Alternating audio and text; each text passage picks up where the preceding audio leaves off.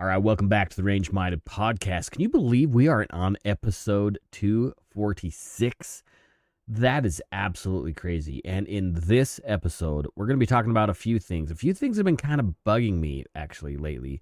We're going to talk about some crime statistics and how they relate to what we're really seeing. You know, we're hearing crime is down, but is it really? We're going to talk about that. Also, there's something that has been really, really bugging me. And I've tried to just let it slide, but I can't. I got to get it off my chest. It's bugging the crap out of me, and we need to talk about it because it's important. Anyways, stay tuned to those couple things we're going to talk about, and we're going to get in a little bit more, but it's something you need to hear because we're going to be talking about. Anyways, sorry, I just get so giddy and excited. I just got to talk about it, right? Calm down, Steve. Calm down. Anyways, I hope you enjoyed this episode of the Range Minded Podcast, episode 246, the gun scare. Anyways, hope you enjoy.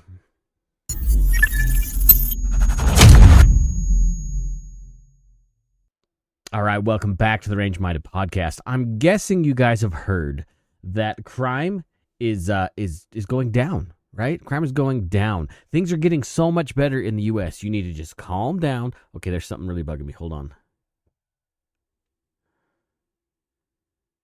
I know you can't see that, but that's a long hair, and it is not mine. I probably should have noticed that before we started the show. Now, what the heck? I lost my groove. No, what we're seeing, like, crime is down, right? We're hearing that all over the left, that crime is dropping. Now, there's some big news, or big names on the left side of the universe here that says, everything's cool, everything's chill. Like, what are you guys freaking out about? Because crime is going down. Now, let not our eyes deceive us. Are you seeing crime going down in your cities? Despite, I know this is kind of, what's the term? I can't think of the term. It's not what, reality maybe or whatever. Yes, it is reality. When you walk down your streets, when you go to Walmart, when you turn on your TV, does crime seem down? Does the world, not so much even the world, does the United States seem safer to you now than when you were a kid? Now, maybe you're about my age. I was born in the late 70s. Yeah, I'm old. I grew up in the 80s, right? Now, granted, I grew up in a really rural community. It was pretty damn safe where I grew up. But I could still see what was going on. We visited other cities. I watched a lot of news, weirdly, as a kid. I was a weird child, I suppose, because I was really involved in news, and I listened to a lot of talk radio as a child. That's probably what's wrong with me. But I knew what was going on in the world around me. I wasn't isolated on this little island of this rural community that I grew up in. I knew what was going on around me. And I knew what crime was like in the 80s. Yeah, we had some problems. You're 100% correct. We had drugs was a big deal. Drinking was a big deal. And we saw that kind of get squashed. We had Mothers Against Drunk Driving and a huge, what was Mrs. Reagan? What was her? Nancy Reagan's push against drugs, right? Big deal. Now it can be debated whether or not the war on drugs has done anything. So we're not talking about that in this show. What I'm getting at is, does crime seem worse now than 10 years ago? I would say yes. I would say that we're seeing a lot more deplorable behavior in the world, and there's a lot of contributing factors. I think having an open border causes a lot of issues. You don't believe me? Look at South Africa. I know that's not the United States, but they've let people flood into their country, unvetted, unfiltered, and they're seeing a lot of chaos. South Africa sees a lot of chaos anyways, but it's really, really bad right now in South Africa. Now, look at what we're seeing in our country with an open border. We're seeing a lot more drugs coming through. We're seeing a lot more violent people getting across the border with no resistance and causing murders, rapes, and other crimes within the United States. We've seen a lot of it. Okay, when I was a kid, maybe it happened and we didn't hear about it. But I'm telling you, in my gut, I know this is for what that's worth. I feel like crime is up. But according to the world at large, the left here, where's my mouse? There it is. See, is this the one I want? Nope, that's the wrong.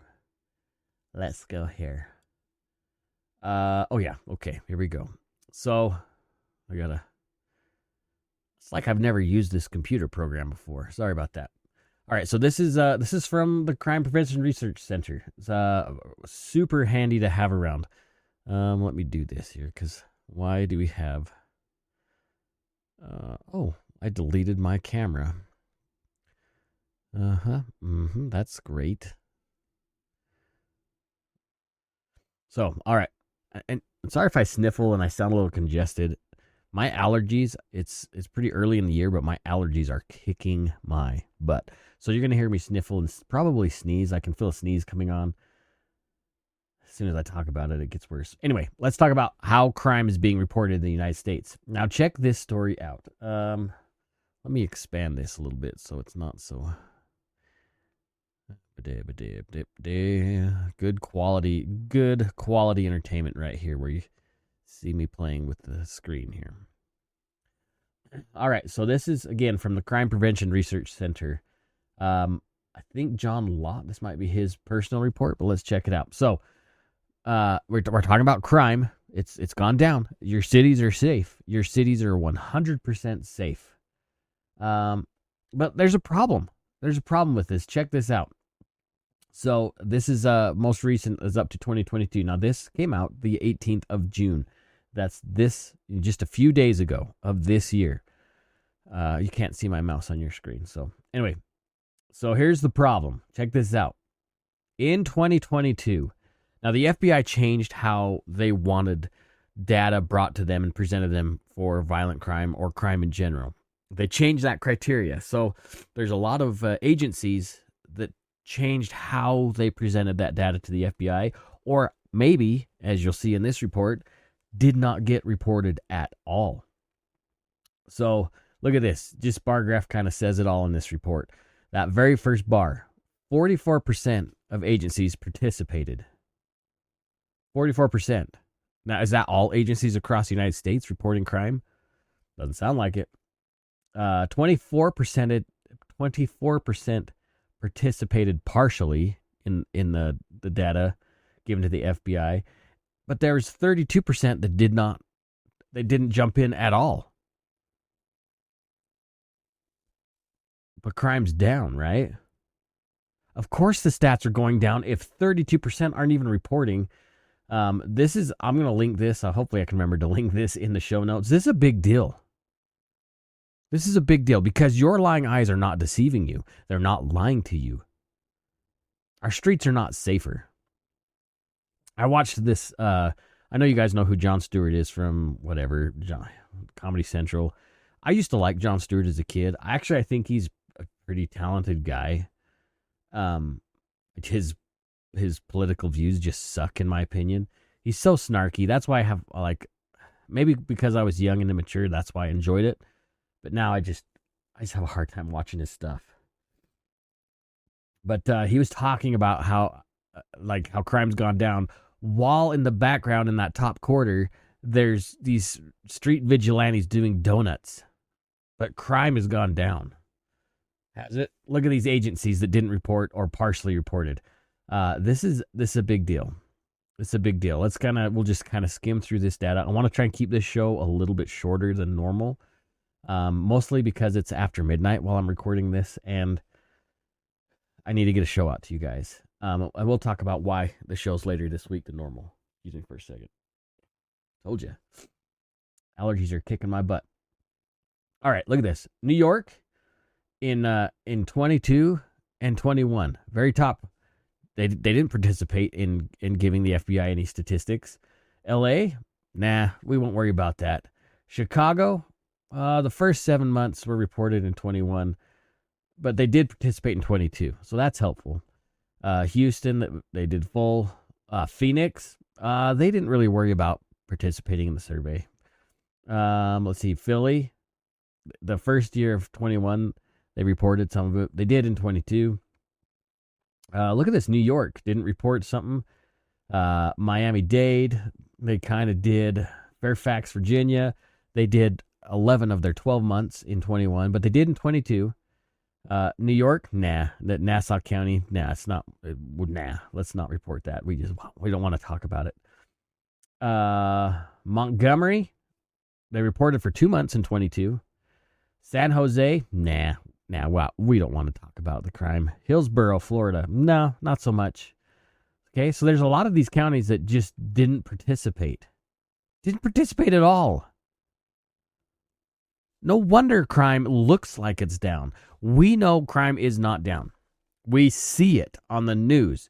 Not just Republican news like Fox News. I hate Fox News, by the way. We've talked about this. I think Fox News is trash.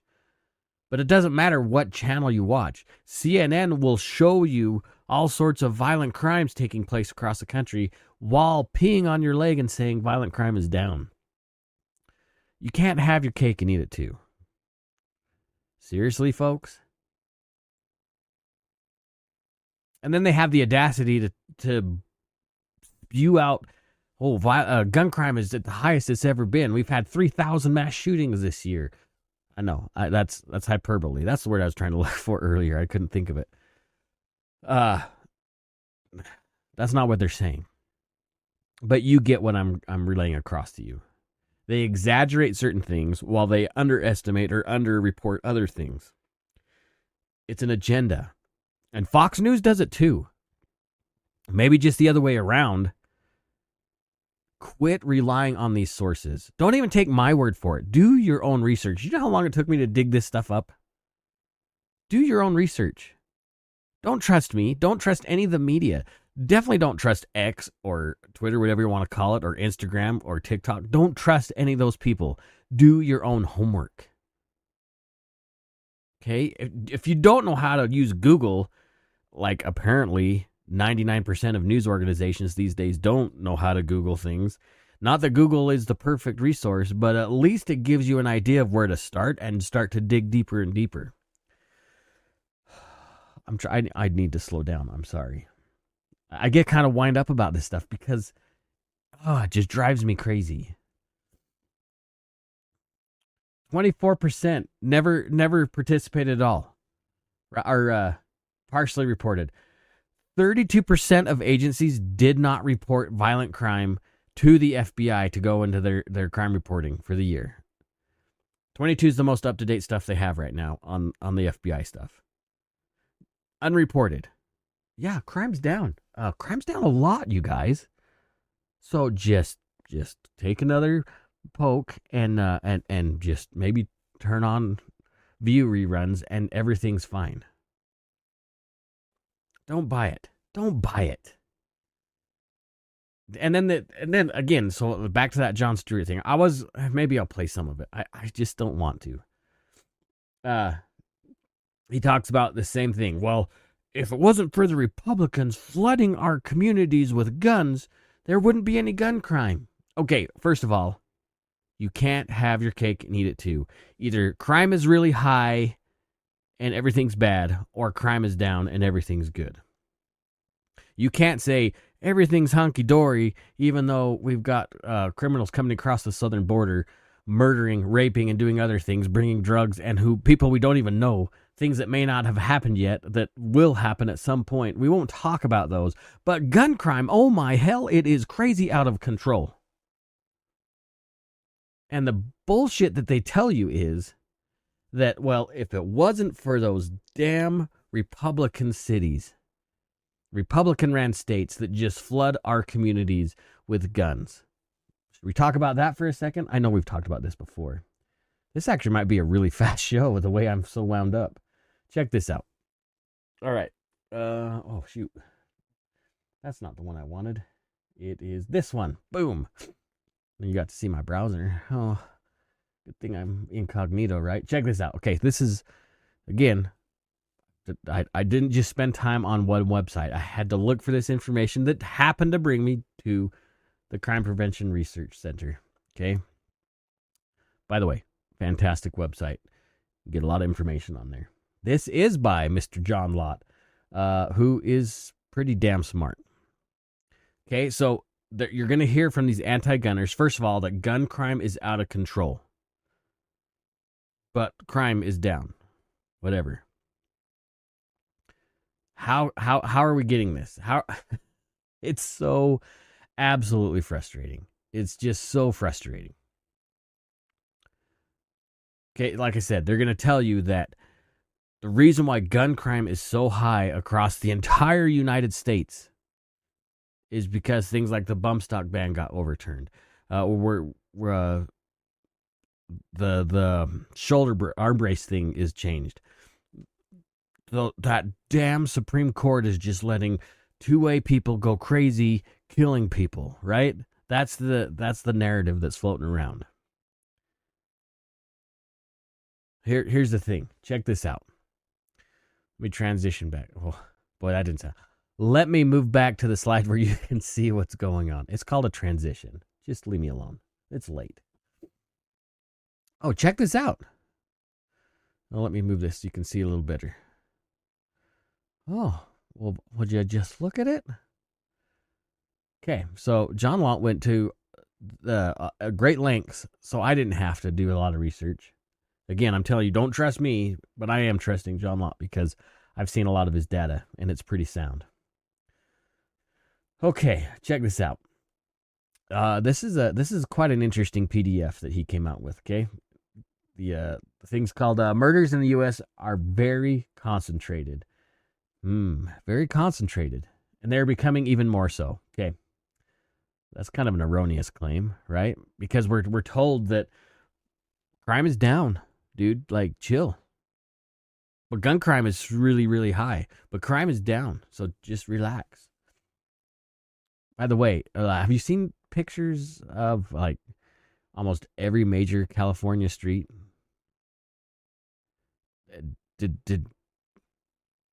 Have you noticed that like Walmarts are closing all over the place because of theft? That's happening everywhere. Okay, okay, maybe not everywhere, but a lot of places. But crime's down. You can't go shopping. You can't find stuff at the grocery store. We've all seen videos of like New York where these dudes go in and they just take whatever they want and walk out. But crime's down. You're safe. Crime's down. Anyway, murders in the U.S. are concentrated. Is that so? That's so, because we know that it's those damn Republicans. All right, it's hard to see this PDF, but this is obviously the darker red you got is the higher concentration of murders. So first of all, let's look at these Republican states. I know it's really hard to see. I'll link this PDF. You can dig into it more. Wow, let's see. Oh man. Montana and Wyoming. Wow, like super Republican states. But I do see some concentrations of red. Anyway, let's dig in there. Look, California. Don't worry, it's safe. Crime's down. All right. Check this out. This is crazy. Murders in the United States are very concentrated. Listen to this. If you're listening, okay, listen to this. If you're here reading it, you can see it. 2%, are you listening? 2% of counties had 56% of the murders in 2020. Do you want me to repeat that? 2% of counties in the United States were responsible for 56% of the murders reported in 2020. Yeah, that's a lot. But crime's down. Crime's down, don't worry. Let's look at this distribution. In fact, this is a short report. I'm going to read this to you guys, and then you can dig it up when you get to it later. While murders and other violent crime in Los Angeles County and some other major urban areas have spread out to parts of those counties that didn't previously experience much crime nationwide, nationwide murders appear to be becoming even more concentrated into small sets of counties. When it comes to murder, there are 3 types of counties in the United States.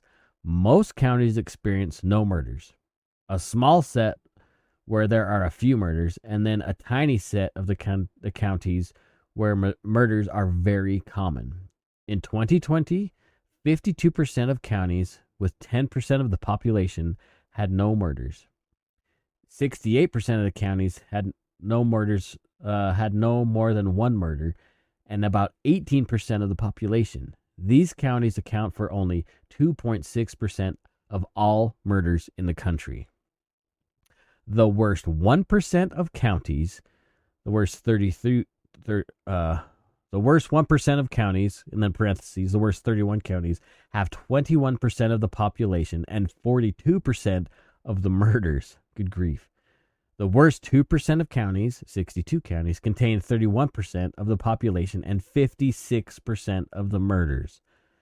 The worst 5% of counties contain 47% of the population and account for 73% of the murders.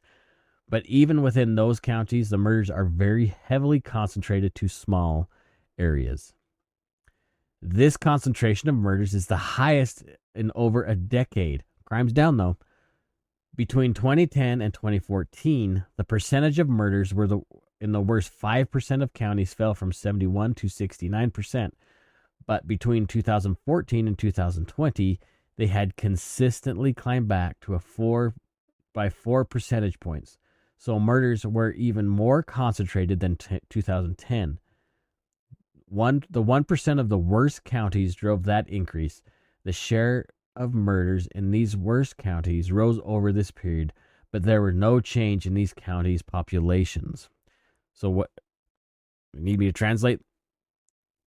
The populations didn't change, but the murder rate climbed. And here's a little illustration, okay? Percentage of murders by county in 2020. So look at this. That is just 5%, 73% of the murders. Gosh dang, that's crazy. Breaking down the most dangerous counties in Figure 2 shows 56% of the murders occur in just 2% of the counties. 42% of those worst 42% in just 1% of those counties. Good gravy. So 1% of the counties in the whole United States are responsible for 42% of the murders reported. But crime's down. Nose is dripping. Getting a little wound up here, folks. All right. Figure 3 further demonstrates that with a cumulative perspective, 52% of counties have 0 murders. 68% have at most 1 murder. 76% have at most 2 murders, and so on. But to put it differently, only the top 5% of the counties have 16 or more murders. In 2020, the murder rate was 5.84 per 100,000 of people. If the 1% of the counties with the worst number of murders somehow were to become a separate country, the murder rate in the rest of the United States would have been only 4.31. Removing the worst 2% or 5% would have reduced the murder rate to 3.71 or a 2.99 per 100,000 respectively. So you take out these violent counties, again, 2% of counties in the United States, we would have dropped drastically. Our murder rate would have dropped drastically. All right. How has the concentration changed over time? This is the figure again. I'm not going to explain these bar graphs because it'd be too confusing for those just listening. But this last bar graph shows, excuse me. Figures 4 and 5 show how the concentration of murders have changed between 2010 and 2020. The most dangerous 5% of counties accounted for 71% of the murders in 2010, falling to 69% in 2014. And then rising to 73% in 2020. The pattern for the worst 5% was consistent no matter how we broke it down. Okay, so it didn't matter what. It was still those 5 counties. This is just crazy. Even within counties, murders and other violent crimes are concentrated, though not as concentrated as they are across counties. Figure 7 shows the distribution of murders across zip codes in Los Angeles County, California in 2020. The worst 10% of zip codes accounted for 41% of the murders. The worst 20% have 67%, and the worst 30% have 82% of the murders. By contrast, the safest 40% of the counties have just 1% of the murders. Recent research shows that murders in Los Angeles County have become less concentrated over time, but they are still fairly concentrated. Good grief. Let's just jump down to the conclusion. Murders in the United States occur in very small areas, and that concentration has increased since 2014. The concentration in 2020 is now greater than in 2010. Few appreciate how most of these counties in the United States has no murders each year, and that 70% of the counties across account for 3% of the murders. Murder isn't a nationwide problem. It is a problem in a small set of urban areas. Even in those counties, murders are concentrated in small areas inside them, and any solution must reduce those murders. Wow. Oh, there's a little bit more, but nothing. That's just all appendix and stuff. Wait, what's this? This is important. Oh, well, look at that. There's a diagram of what counties are the worst. Thanks, John Lott. I didn't see this one in the PDF. All right. Red is 1% of the counties with the highest murder rates. Okay, let's see. Let's just go through just the red ones. Oh, Cook County. That's Chicago, number 1. L.A., Texas, Philly, New York, Wayne County, Michigan, Shelby County, Tennessee, Maricopa, Arizona, border silly. Baltimore, of course, Dallas, okay, that's probably Republican ran. Marion, Indiana, Miami-Dade, that's probably Republican. Washington, D.C., San Bernardino, probably not Republican owned. Milwaukee, New Orleans, Jackson, oh man. So very few of these, what I count, 4, just in the red ones, the top 1%. But it's the Republicans pushing guns everywhere, right? Here's the thing. They're going to tell you that Republicans are responsible for making this gun crime by pushing in guns from these free states into these small communities. These guns are coming from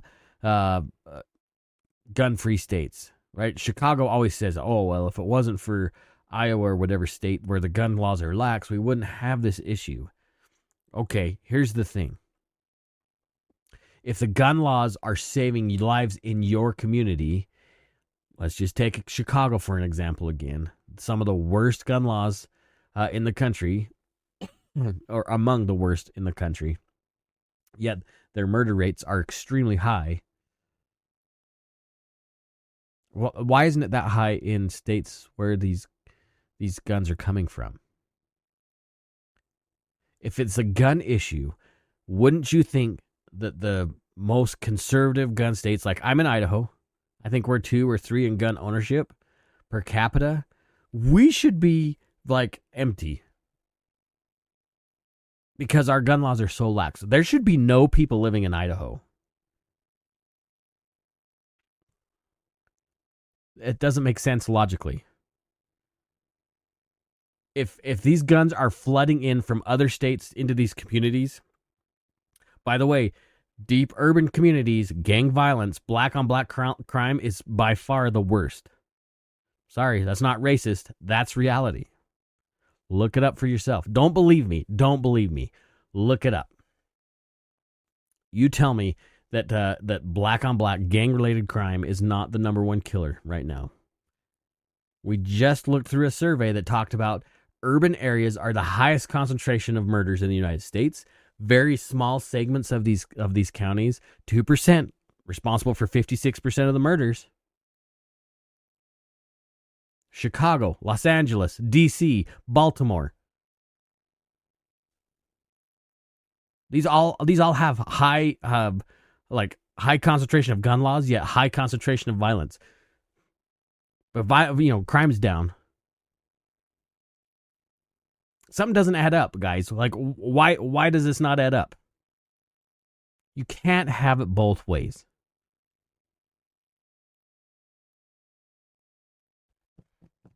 Hello? You guys listening to me? It's not a gun problem. It's obviously a people problem. Because if it was a gun problem, these high number gun states, Idaho, Montana, Wyoming, Utah, Texas, they should be war zones. California, Washington, Illinois, they should be the most peaceful places on the planet. But don't forget, crime's down. Yeah? Yeah. You tell that to Lincoln Riley's family. You tell that to people that live on borders, all those folks that live in Texas. You tell that to people in New York City. They're getting pushed in front of trains. You tell that to the people that try to work in California, trying to walk down the sidewalk, homeless people like crazy. I know, they're not all violent. I get it. They're just displaced. You tell that to business owners that can't keep their doors open because of theft. You tell that to people having birthday parties, dealing with drive-bys. That is not a gun problem. It's not. And guess what? Crime is not down. Nothing supports that survey other than, or nothing supports that, not survey, but that perspective other than underreported crime. People don't report crimes now because what's going to happen? What do we see in New York State, by the way? What are we seeing? Or even in New York City, I mean. What are you seeing? Somebody gets arrested. We'll just, no, same day bail. You're good. Maybe, we won't charge you bail. Off you go, back into the system. Then why would anybody report a crime if they know nothing's going to happen to the bad guy that did it?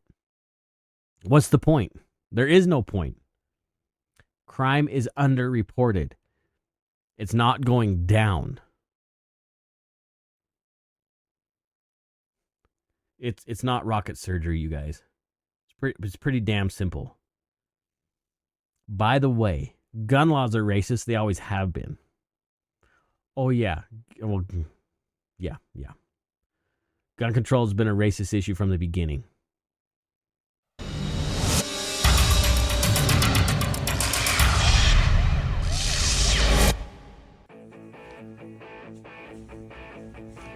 Oh, hey, I didn't see you there. I was just admiring my patch board. I'm trying to find more space. I got a couple more patches. I got the official Range Minded podcast patch and the Perry Dangerous and Unusual patch. You know, patches have been around a long time. A lot of the cool guys have them on their kit.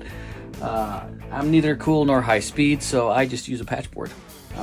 That's just the way it is. If you want to get your own Range Minded podcast patch or Perry patch, they are now available. You just have to direct message me and we'll figure it all out. And maybe you'll have a lot of cool patches of your own. Anyway,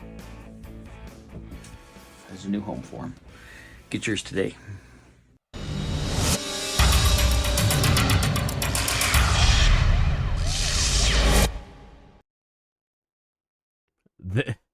If they truly cared about these inner city kids, they would actually do something about it instead of using them as a propaganda to push disarming the rest of the United States. I might get in trouble for saying that. Guess what? I don't give a shit.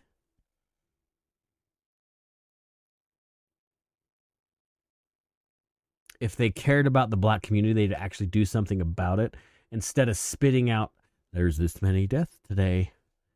If it wasn't for those damn Republicans.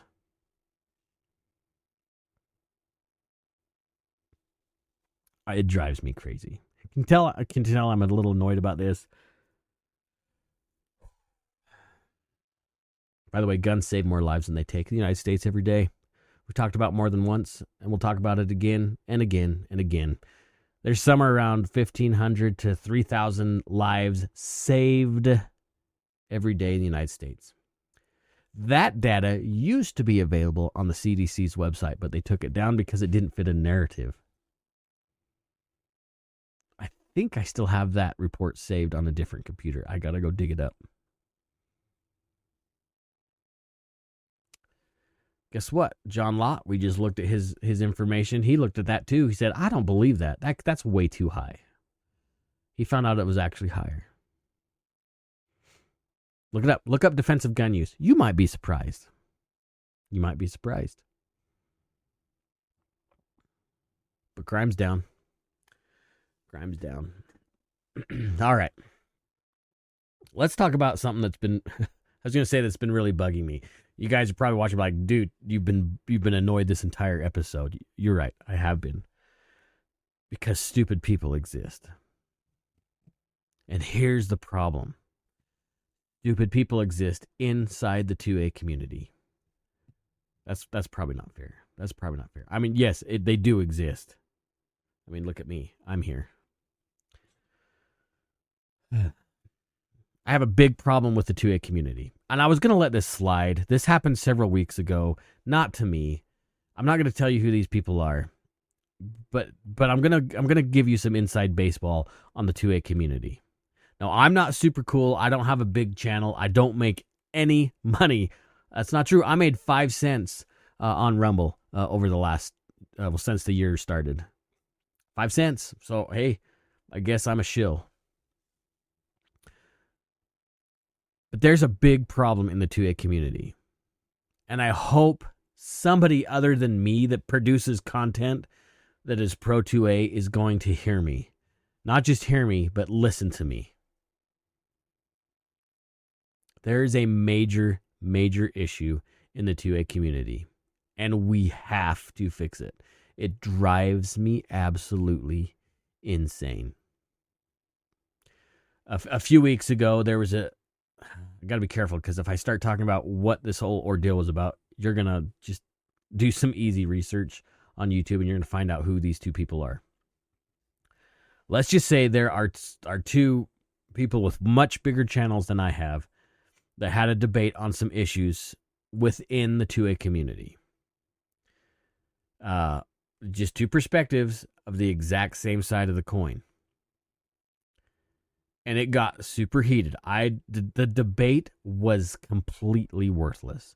There was nothing resolved other than I found out that there are two people that I enjoyed that have major ego issues, and it made me like them a lot less. If you are a content creator in the 2A space, check your freaking ego at the door. You are not the Second Amendment. Your perspective, honestly, means very, very little in the grand scheme of things. You might have an audience that looks up to you, that admires you, that enjoys your content. That's cool. There's a lot of dudes on YouTube and dudettes on YouTube that I enjoy. I enjoy watching. But when your ego gets so freaking large that it's all about your reputation and about how you look to your subscribers, that you throw away the purpose of your content, the purpose of the Second Amendment, your stewardship to the Second Amendment, your ego becomes so big that you trash that in the garbage because you don't want to look embarrassed. That's enough for me. Check your freaking egos at the door. We are all in this together. The whole reason I shouldn't say I, because there was 3 of us originally that started the podcast. Ricky, Mark, and I. That's going back. If you're OGs, those names sound familiar, Ricky and Mark. The reason why we started the podcast is because we wanted to create a 2A family bigger than what it was.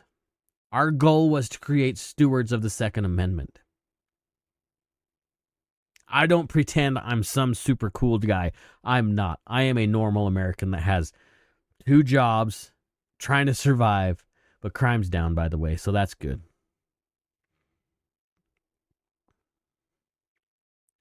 I don't pretend to be something I'm not. Am I a firearms educator? Yeah, I have literally taught hundreds of students. That's the truth. Have I worked a gun counter? Yeah, I have. Have I been to SHOT Show? Mm-hmm. Yep. What does that mean? Absolutely nothing. Because I'm not the Second Amendment. I'm a steward of the Second Amendment. I want to bring more people into the family of the community. But here's the issue. When your head gets so large, or when your sponsorships get in the way of the goal, and you just want to bitch and argue at each other, bragging about who's got bigger whatevers, we tarnish the community when we do that. It hurts us. I know you may not think so, and maybe I'm wrong. But when you're more concerned about being right over whose whatever is more important than the other whatever, you're losing people out of the community. You're misrepresenting the Second Amendment. The Second Amendment isn't about who's got the better sponsorships. That's bullshit. The Second Amendment is a God-given right for us as humans to defend our families, our lives, and our property. It has zero to do with how much you get paid on a stupid video.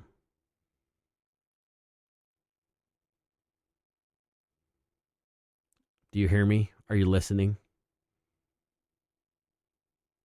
Newcomers to the community, they might get enticed by how cool your video production is. I told you, I enjoy two-way content. I do.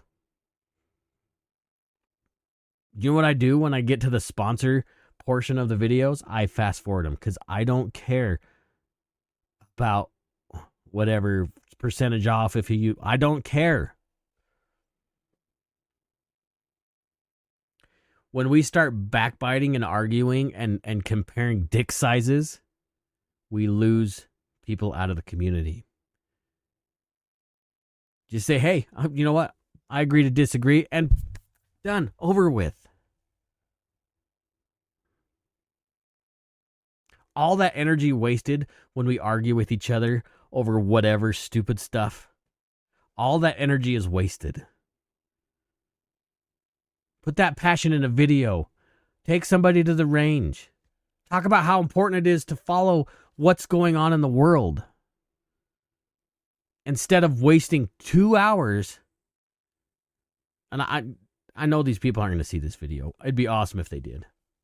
And they probably will know who I'm talking about when they hear it. I'm being cryptic on purpose when it comes to this. Otherwise, I'd be the hypocrite, wouldn't I?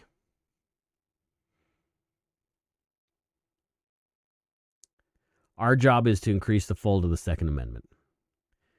As a steward of the Second Amendment,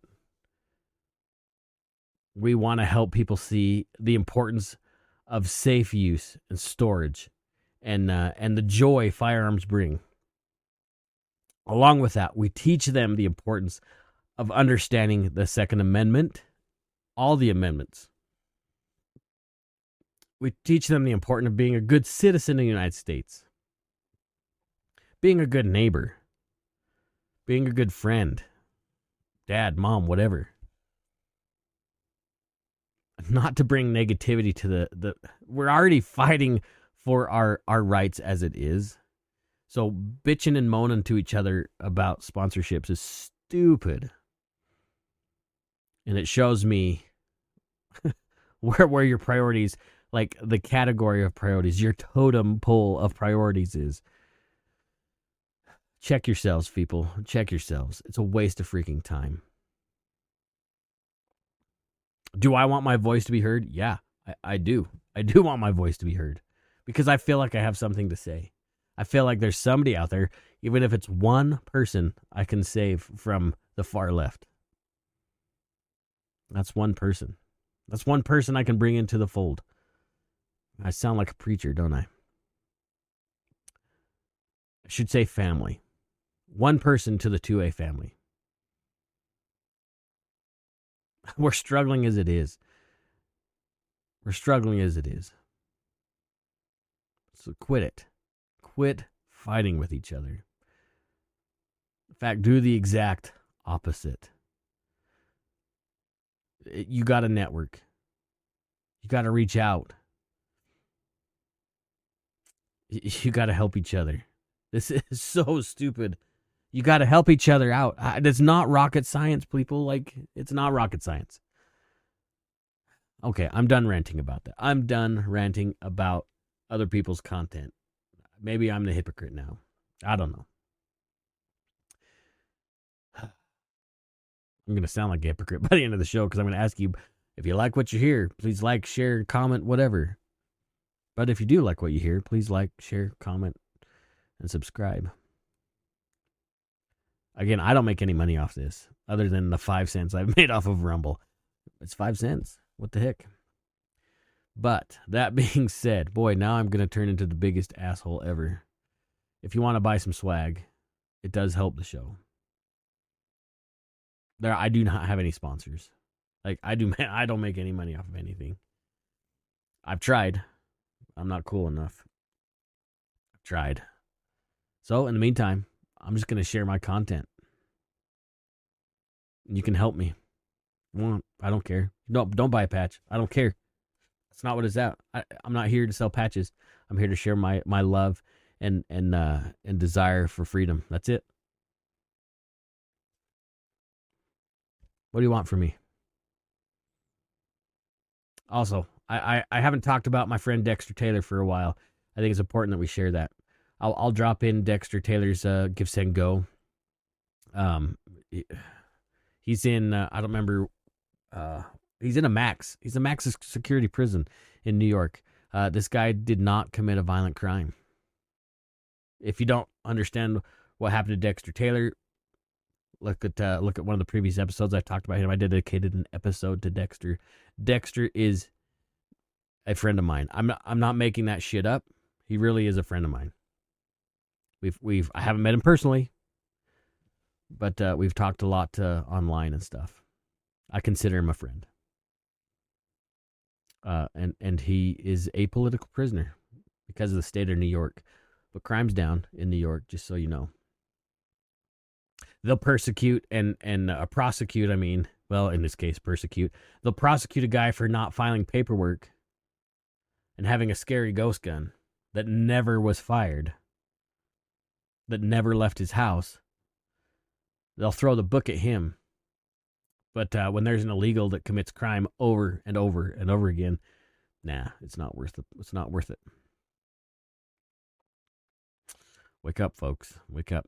Dexter is a political prisoner, and he needs help. His family needs help. He's got a wife and a daughter. He sentenced to 10 years in prison for not filing a stupid piece of paper. But crime's down. I'm going to let you guys go. Thanks for listening to me. If you stuck around for this entire rant, I appreciate it. I really do. Again, I'm going to sound like an asshole. If you like the show, please. It helps me in the algorithm if you like and share it. If you comment, it does really help, actually, a lot. I feel like my voice is worth something. If you feel like it's worth something, share it. I would appreciate it a lot. Yeah. Oh, I was going to tell you, quick side note. I don't know. I can't see where my minutes are at. That's probably way past. I try to keep it. I was hoping to keep it less than an hour normally, but it is what it is. I was going to have an awesome guest. It's still going to happen. The reason why this show's out later this week is we were trying to coordinate some timeline stuff.